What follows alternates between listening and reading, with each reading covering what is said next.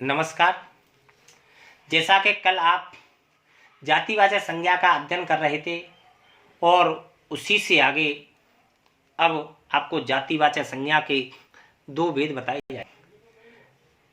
एक बार सभी से क्षमा चाहता हूँ कि जब मैंने आपको प्रारंभ में संज्ञा पढ़ाई थी शायद वहाँ पर नहीं बताया गया था कि संज्ञाओं के कितने भेद होते हैं। संज्ञाओं के तीन भेद होते हैं, व्यक्तिवाचक, जातिवाचक और भाववाचक। कुछ विद्वान जो अंग्रेजी का अनुसरण करते हैं वे लोग संज्ञाओं के 5 भेद होते हैं, लेकिन आपको हमेशा याद रखना है कि संज्ञाओं के केवल कितने भेद होते हैं? 3 ही भेद होते हैं। यदि आपको समूहवाचक और द्रव्यवाचक जाति का बोध कराया जाता है तो वो तो आपके जातिवाचक का भेद है ना।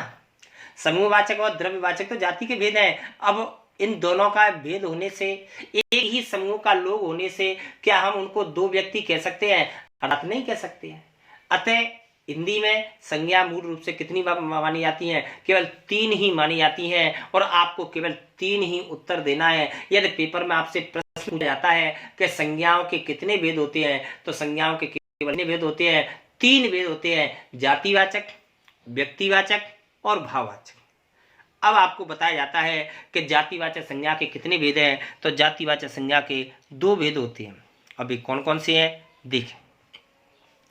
पहला भेद होता है द्रव्य जातिवाचक और दूसरा होता है समुदाय या समूह जातिवाचक।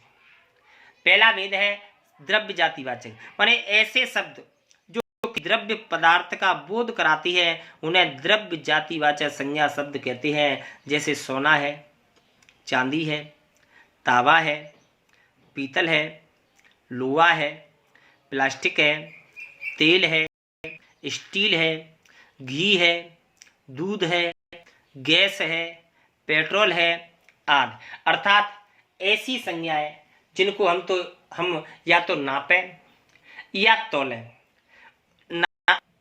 नापा जाता है या तौला जाता है और जो अपनी समूह का बोध कराती है अर्थात जाति का बोध कराती है उन्हें क्या कहा जाता है? उन्हें द्रव्य जातिवाचक संज्ञा शब्द कहा जाता है। अर्थात जो संज्ञाएं नापी जाती हैं या तौली जाती हैं उन्हें द्रव्य जातिवाचक संज्ञा शब्द कहा जाता है।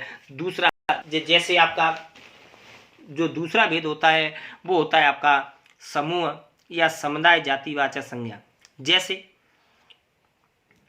वे संज्ञाएं शब्द जो किसी समुदाय समूह का बोध कराते हैं उन्हें समुदाय या समूह जातिवाचक संज्ञा शब्द कहते हैं। जैसे समूह का बोध कराती है सभा है, सेना है, सम्मेलन है, गिरोह है, जत्था है, गोष्ठी है, टीम है, दल है, वृंद, वृंद माने समूह, गण जैसे अध्यापक गण, जन, टोली, गुच्छा, ढेर, कुंज, आगार, आगार का मतलब होता है स्थान आदि। सभी अपने अपने समूह का बोध करा रहे हैं। अतः अपने समूह का बोध कराने के कारण ये सभी क्या है? समुदाय या समूह जातिवाचक संज्ञा शब्द है।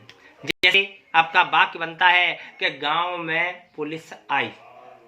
अब इस शब्द में देखें कि गांव में पुलिस आई तो गांव शब्द है वो केवल आपका समूह बोध कराता है। अब इसमें बताया नहीं गया है कि गांव शब्द किस गांव में आई। यदि किसी गांव विशेष का नाम आता तो वहां पर व्यक्तिवाचक संज्ञा होती, लेकिन यहाँ पर किसी गांव का नाम न बता करके व्यक्तिवाचक संज्ञा का बोध न करा करके आपका जाति का बोध कराया जा रहा है। अतः यदि इसमें ऐसे आता कि बाड़ी गांव है, अब बाड़ी गांव नाम लेने से ये आपका व्यक्तिवाचक संज्ञा शब्द होता, लेकिन यदि यहाँ से बाड़ी शब्द को हटा दिया जाता है और केवल गांव शब्द का बोध कराया जाता है तो वहां पर केवल क्या होगा?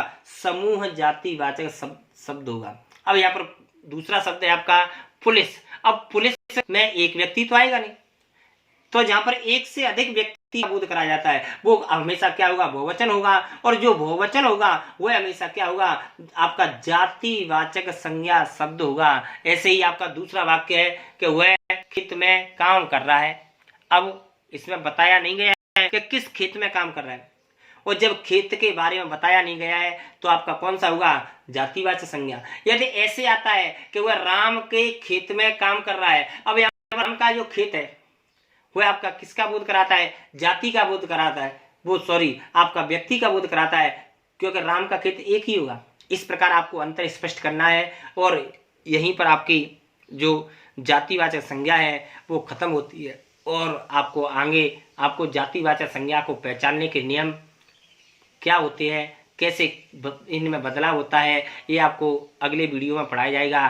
तब तक के लिए नमस्कार। मैं पवन शर्मा आपको एक बार सभी छात्रों को करता हूँ नमस्कार।